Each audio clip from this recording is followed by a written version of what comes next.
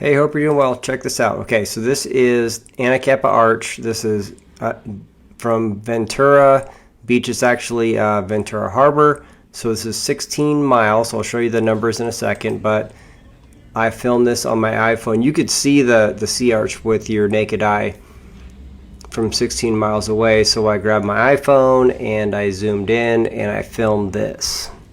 And I'm going to show you all the numbers.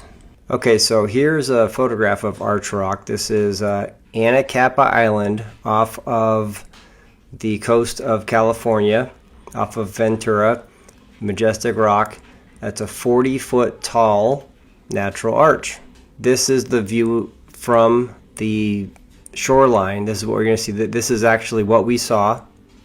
Okay, you can see, here it is. Here's the sunlight. You can see. This is close up, and what we viewed was 16 miles away.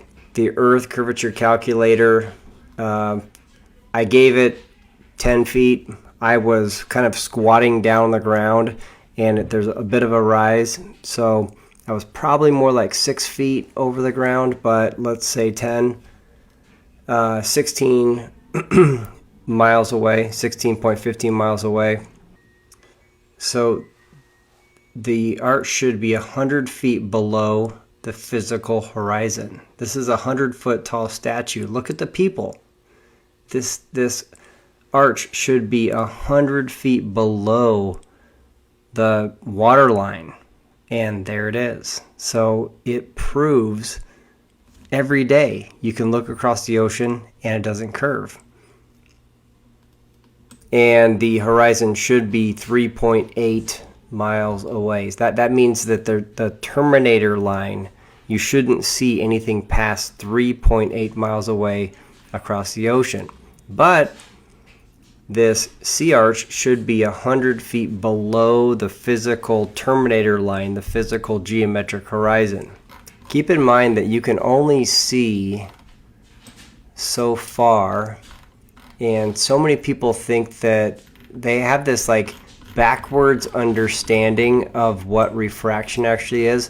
So every day, if I stand on this beach here in Ventura, every single day that arch is straight across the flat horizon, straight across the flat water. And I can stand here, and most days it's distorted because there's a lot of humidity in the water, there's a lot of temperature variations. But nonetheless, it's there in my line of sight. I'm not looking down below the giant bulge of the earth. And anybody that would think that you can like look down below the bulge of the earth and refraction is going to somehow like morph this thing up above the horizon is literally like saying I'm going to look 50 miles across or 16 miles across my city, or across a prairie, and one day refraction is going to let me have the earth like unbend, and I'm going to see like behind a mountain, because there's supposed to be a terminator line, like the actual terminator line. If this is 16 miles, right, so it should be about here.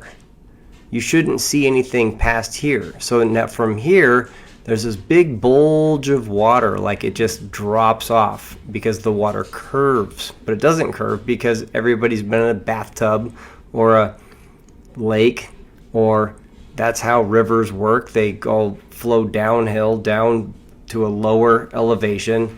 So everyone knows that water doesn't actually curve, but people just say it does, but it's just kind of a nonsensical thing. Anyways, the terminator line should be here, but it's not. And we can see right here, I'm standing on the beach, I can look across the ocean, and here it is. So here's what happens.